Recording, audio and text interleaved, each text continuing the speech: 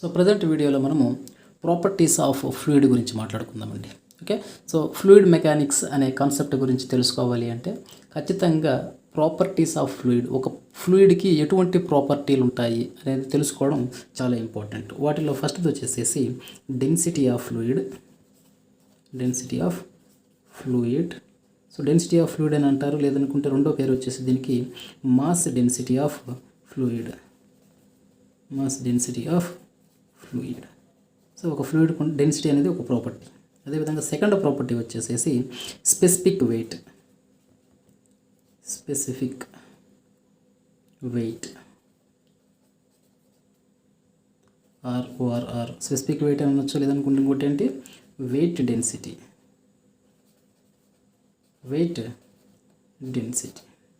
అదేవిధంగా third property వచ్చేసేసి specific volume. అదేవిధంగా ఫోర్త్ వన్ వచ్చేసేసి స్పెసిఫిక్ గ్రావిటీ. సో ఈ 4 ప్రాపర్టీస్ గురించి మనం ఖచ్చితంగా తెలుసుకోవాలండి ఫ్లూయిడ్ మెకానిక్స్ కాన్సెప్ట్ అనేది చదవాలి అంటే.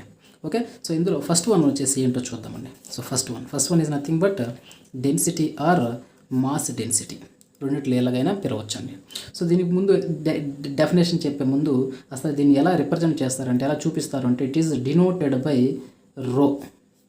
దీన్ని ఏమేంటండి రో.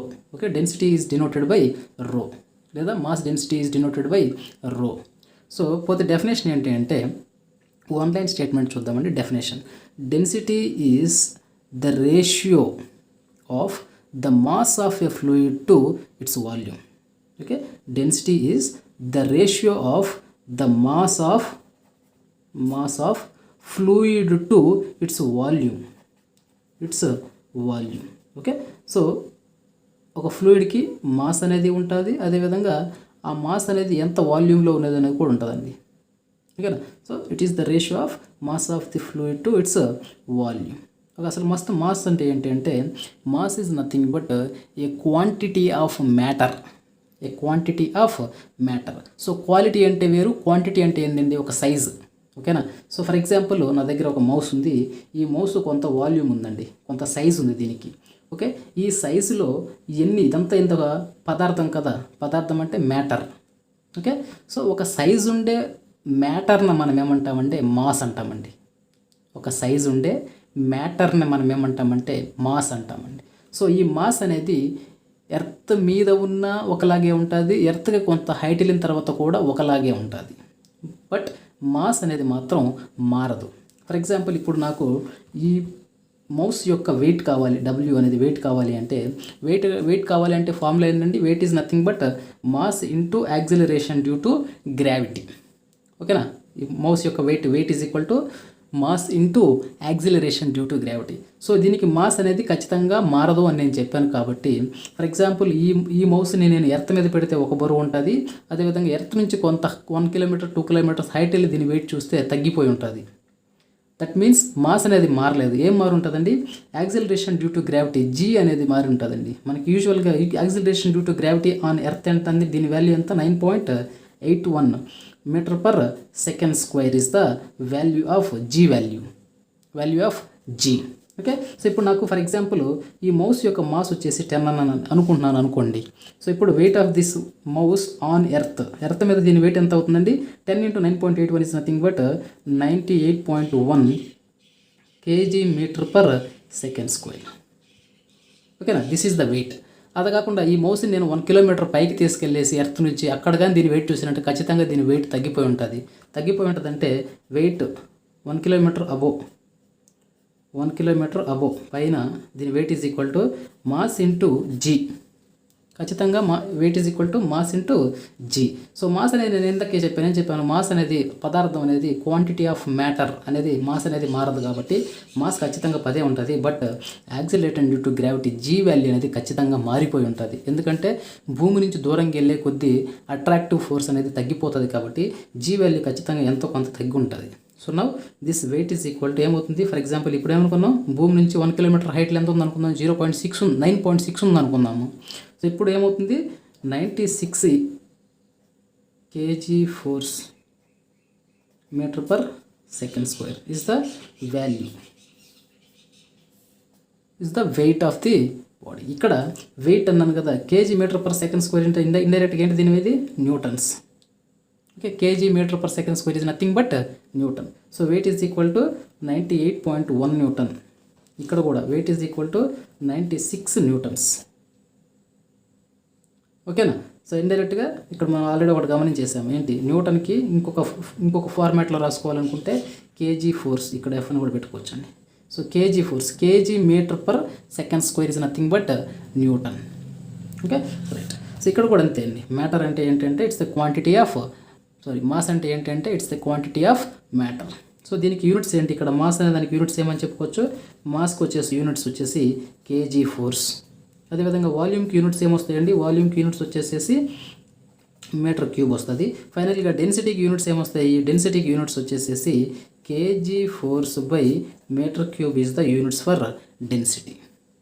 ఓకేనా. So this is about density of a fluid. So యూజువల్గా డెన్సిటీ ఆఫ్ ఫ్లూయిడ్ వాటర్కి ఎంత ఉంటుంది అంటే 1000 kg force by metre cube. అంటే దాని అర్థం ఏంటి అంటే ఇక్కడ చూడండి, ఇక్కడ నుంచి మీరు నోటీస్ చేయొచ్చు ఏంటి డెన్సిటీ అంటే ఏమని చెప్పారు, మాస్ బై వాల్యూమ్. సో ఇక్కడ చూడండి, 1 మీటర్ క్యూబ్లో ఒక డబ్బా ఉంది అనుకుంటే, ఒక 1 మీటర్ సైజు ఉండే ఒక డబ్బా ఉంది అనుకుంటే, సో ఈ డబ్బా లోపల 1 మీటర్ లెంత్, 1 మీటర్ విడ్త్, అదేవిధంగా 1 మీటర్ హైట్ ఉంది ఈ డబ్బా.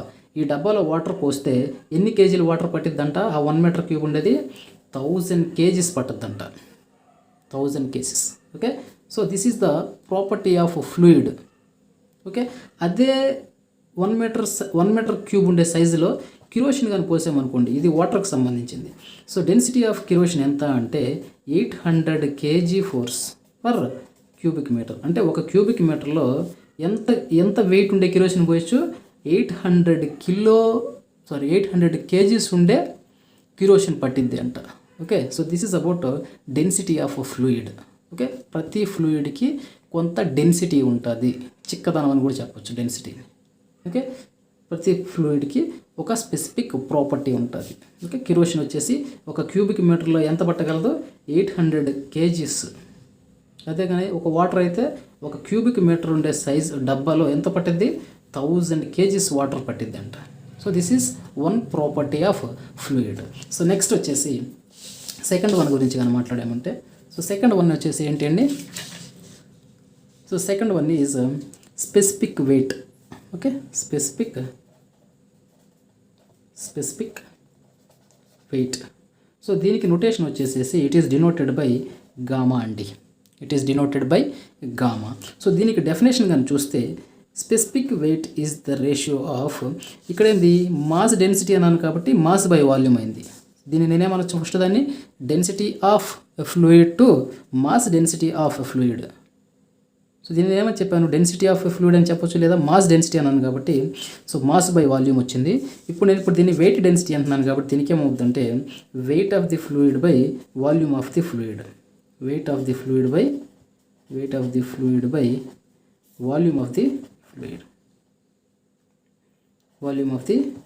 ఫ్లూయిడ్. ఇక్కడ చూడండి.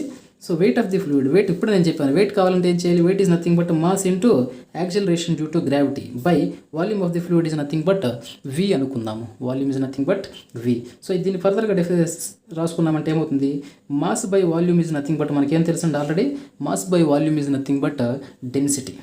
Mass by volume is nothing but density into g. So finally specific weight gamma is equal to density into g. So దీనికి మనం కానీ యూనిట్స్ కానీ రాసుకున్నామంటే ఏమవుతాయి, యూనిట్స్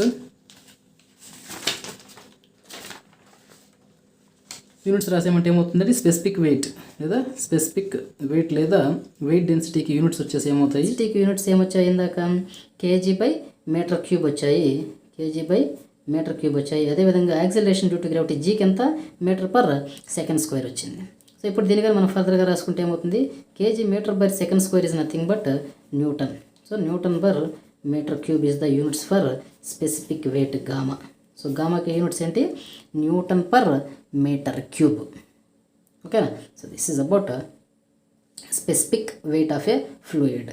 ఓకే. ఫర్ ఎగ్జాంపుల్ ఎవడన్నా వాల్యూ ఇచ్చేసి డెన్సిటీ ఆఫ్ ఫ్లూయిడ్ ఇచ్చేసి find out the weight density అని అన్నాడు అనుకోండి. సో డెన్సిటీ వాల్యూ ఇచ్చేసి ఇప్పుడు ఇక్కడ వాటర్ డెన్సిటీ మనం క్యాలిక్యులేట్ చేయొచ్చో లేదో చూడండి. సో ఇప్పుడు చూడండి, ఇప్పుడు వాటర్ మనకు తెలుసు ఏంటంటే స్టాండర్డ్ వాల్యూ ఖచ్చితంగా గుర్తుపెట్టుకోవాలండి. Density of water is equal to 1000 kg per metre cube, అంటే ఒక మీటర్ క్యూబ్లో 1000 kgs పడతాయంట. సో ఇప్పుడు దీనికి స్పెసిఫిక్ వెయిట్ క్యాలిక్యులేట్ చేయండి అని అన్నాడు అనుకోండి. Specific weight, so specific weight లేదా వెయిట్ డెన్సిటీ. సో ఫార్ములా ఏంది, weight density rho is equal to gamma is equal to rho g. So density వచ్చేసింది, ఎంత వచ్చింది, 1000 వచ్చింది. జీ వాల్యూ మనకు తెలుసు, ఆన్ ఎర్త్ భూమి మీద జీ వాల్యూ ఎంత 9.81. సో ఇప్పుడు దీనిగా ఫర్దర్గా రాసుకుంటే 9810 Newton per meter cube is the value of gamma. The value of gamma. So this is very important formula we have to remember. Okay, right. So next వచ్చేసి third one చూద్దామండి. Okay, next third one చూద్దాం.